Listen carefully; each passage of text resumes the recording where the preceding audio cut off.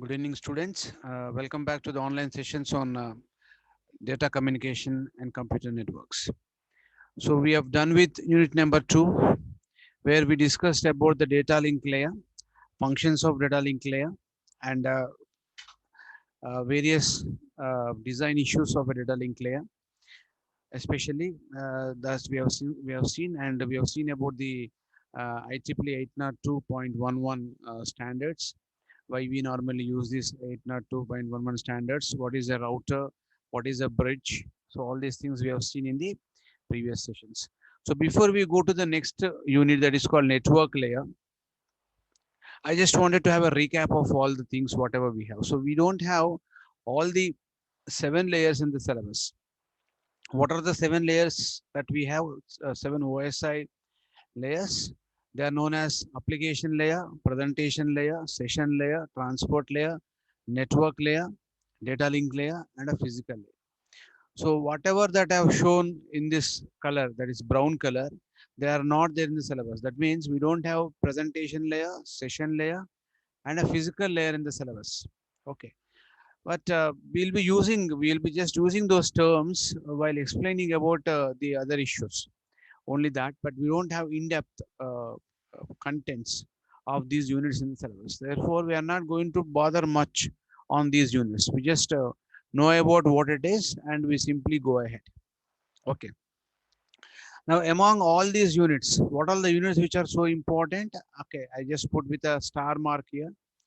So the star mark is going to be most important units which we will be having in the syllabus.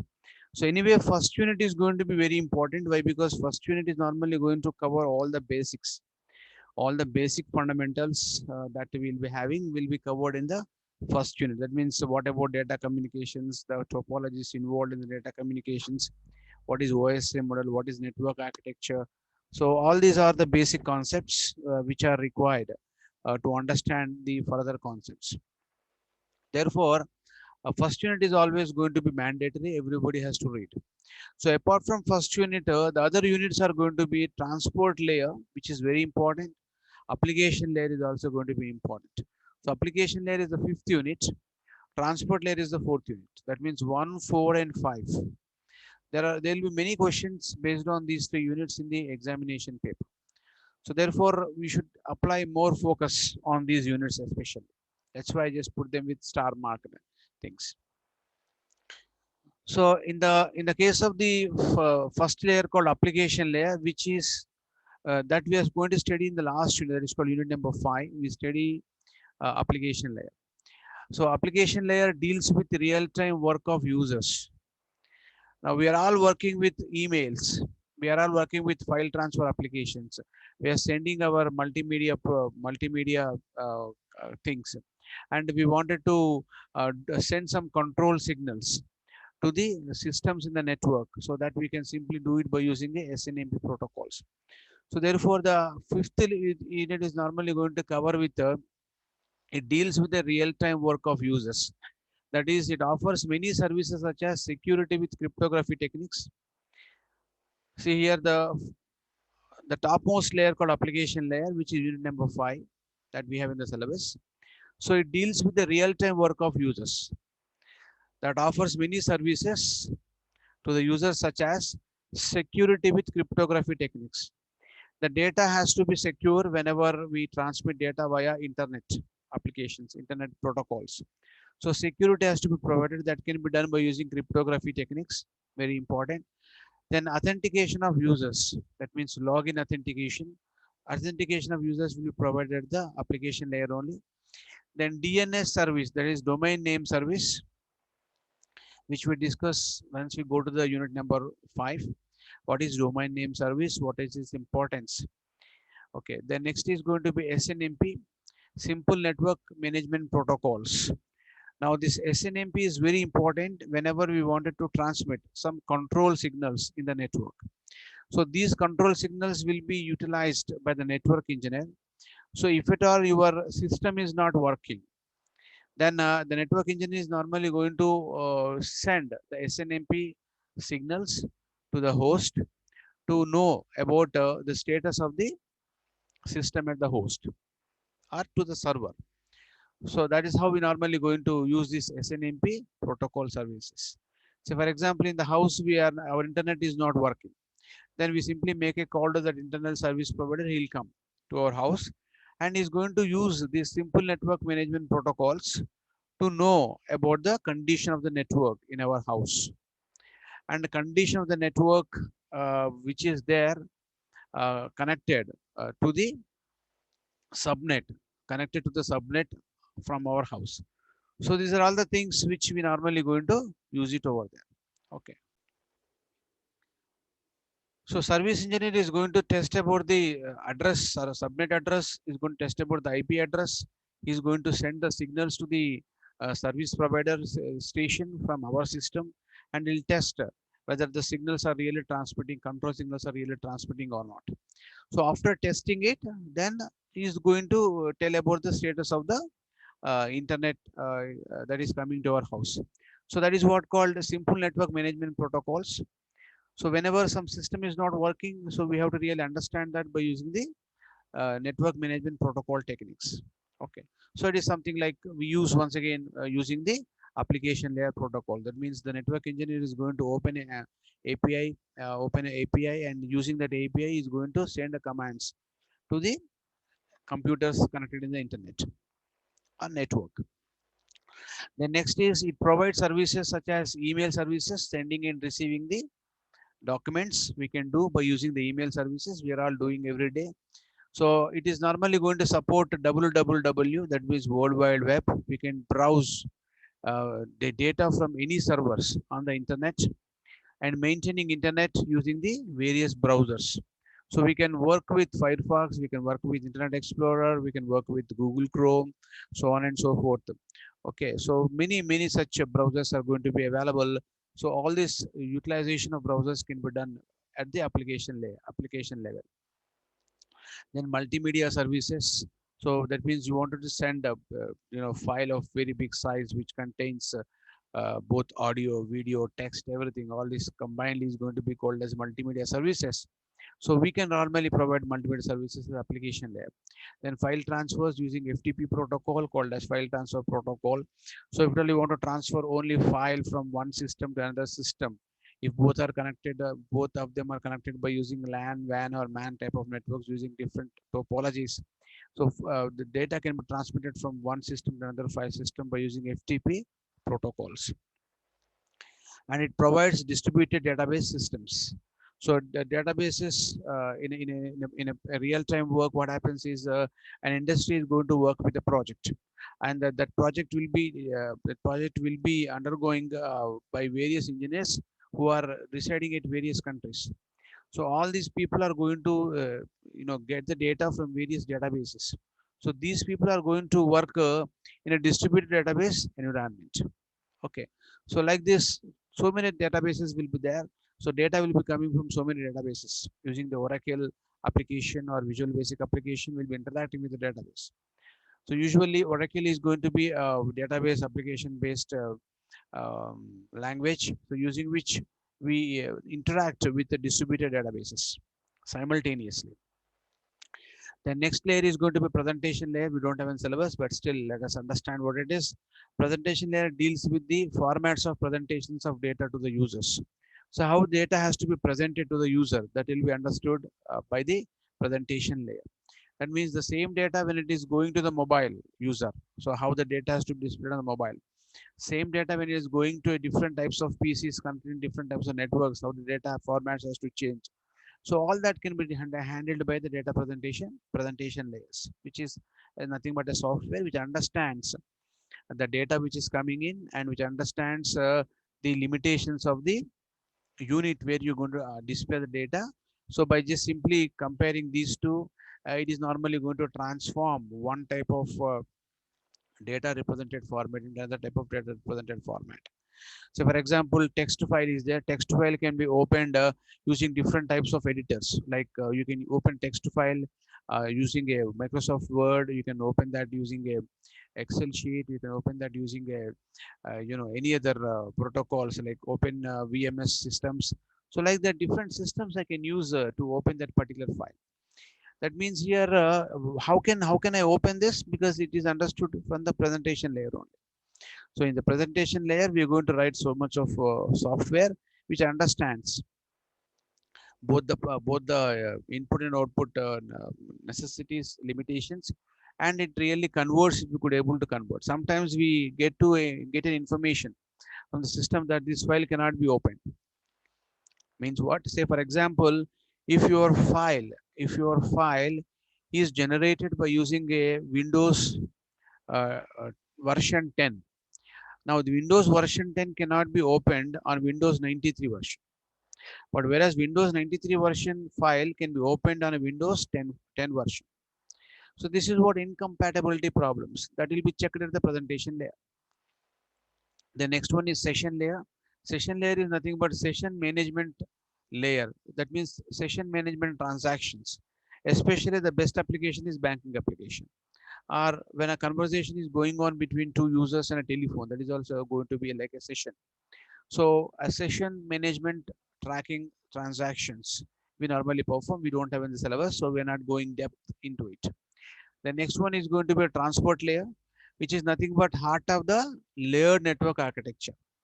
So I simply call this as heart of the layered network architecture. If transport layer is not there, you really cannot communicate a message from one computer to another computer. So therefore, transport layer is nothing but heart of the layer network architecture design. So it normally supports end-to-end messages with reliability and low maintenance costs. Reliability, end-to-end messages with reliability and low maintenance cost. So transport layer is responsible for transferring the end-to-end messages, transferring messages from one end to another end with high reliability and low maintenance cost. That is what the main job of the transport layer. So next one is going to be network layer. See from here onwards, network layer, transport layer, network layer, data link layer. All these layers are going to transfer data from one end to another.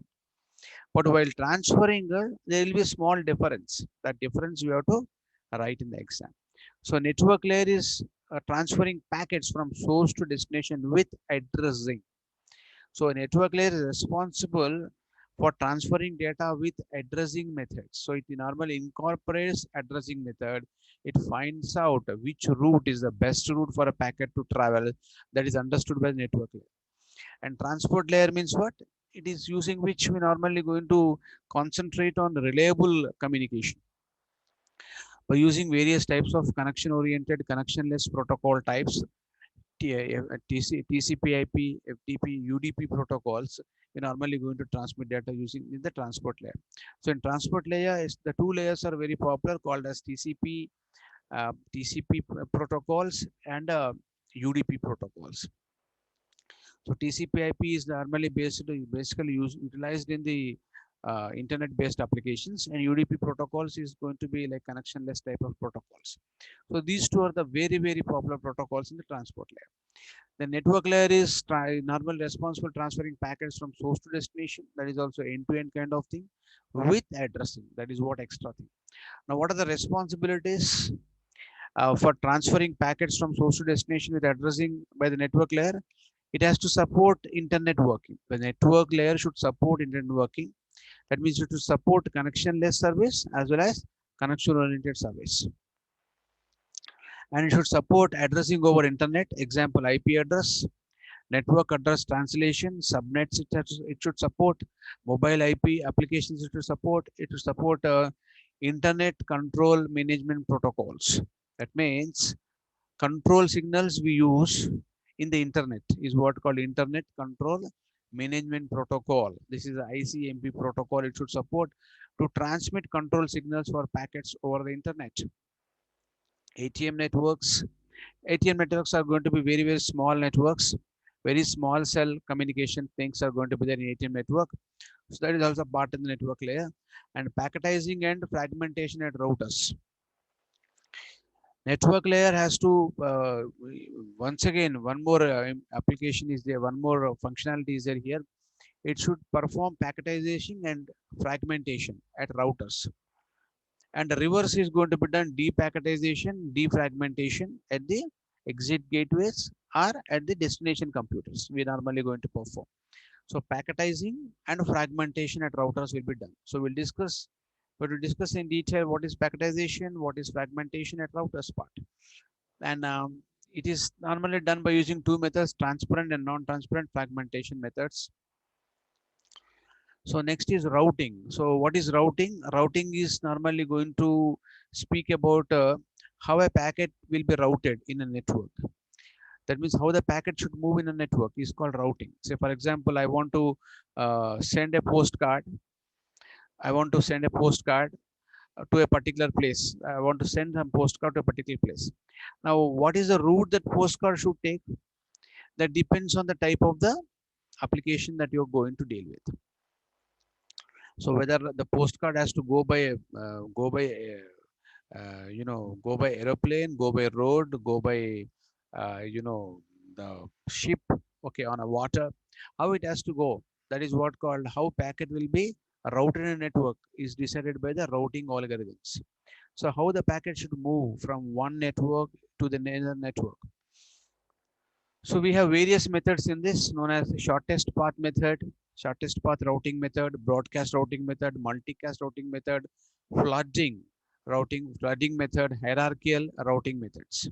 So these are all the methods which are very popular used to route a packet to, to transfer from one end to another end.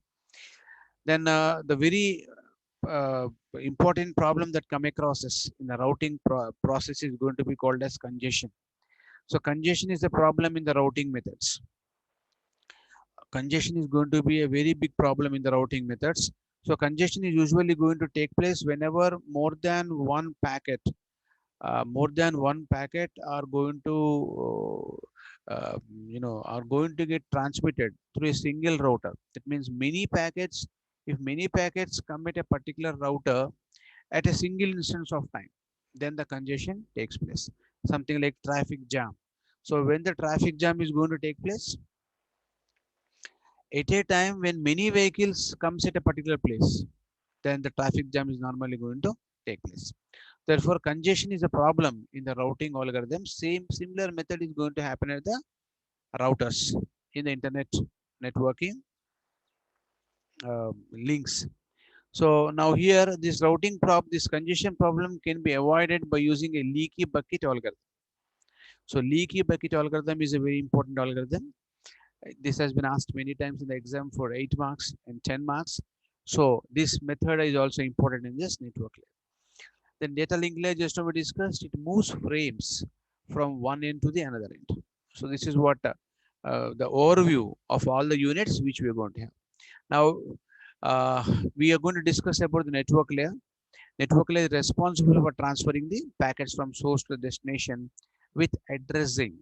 So here addressing is an important point of discussion in the case of the networking principles. So let us just have a glance of this. Now a network layer, now whenever a data is coming out of a network layer, the data comes out of a network layer as a packet.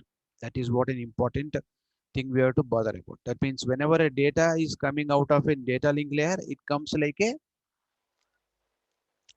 out like a frame. So whenever data is coming out of a network layer, it comes out like a packet.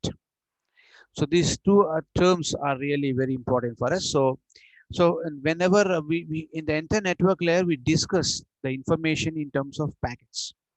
So continuously the term, whenever a term packets comes into picture, it is well understood that you are dealing with a network layer. That is what the meaning of packet. So when you say something with packet, you are saying something by staying at a network layer. You're saying something in network layer. So therefore, we are speaking with network layer. We speak network layer in terms of packets. That is an important point. So the network layer is responsible for carrying what? Packets. That's why I'm using the term called packets from source to destination. So in short, it is responsible for same network layer, transport layer, host to host delivery only. The network layer has a higher responsibility than the data link layer, because network layer is only supposed to move the frames from one end of the wire to the other end of the wire. Data link layer is only going to move the frame from one end to the another end. The data link layer is only supposed to move its frames. See, I used a term called frames. When I use the frames means what? I'm talking with respect to data link layer, not with respect to network layer. So from one end to another end of a wire. It is only transmitting data from one end to another end as far as data link layer is normally considered. Thus, network layer is the lowest layer that deals with the end-to-end transmission. So whenever you're going to design the protocols network layer, you should bother about the interface between network layer and transport layer, and interface between network layer and data link layer. These two are the interfaces which are important. So network layer provides that means network layer should provide services to the transport layer. It should provide services to the data link layer because it is in between these two. So interfacing has to be done at the network layer only. So this is an important point here. The network layer receives services from the data link layer and provides services to transport layer. Now the destination computer is going to receive services from the data link layer and provide services to the transport layer. So data link layer at the receiver side, if you think about the data link layer, the network layer is going to receive services from the data link layer and provide services to the transport layer. Now, what are the responsibilities? Just now we have seen various responsibilities of the network layer. So all of them we discuss one by one in the next session, in the next class. So first of all, let us just categorize all these responsibilities of the network layer.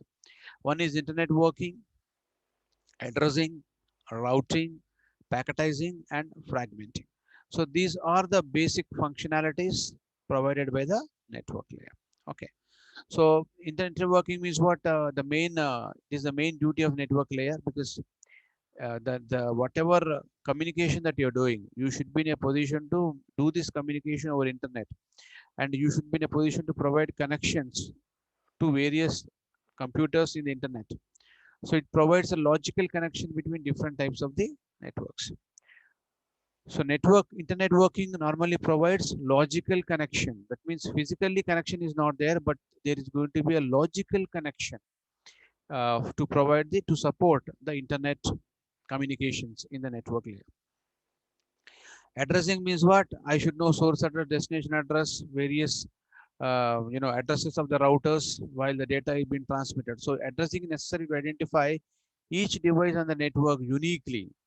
So every device is going to have IP address. Say every mobile phone is going to have its own address, IP address on the mobile unit, which is called unique, just like our Aadhaar number. Aadhaar number is going to be unique throughout the world. It should be unique. So that means it simply identifies the person in the planet called Earth.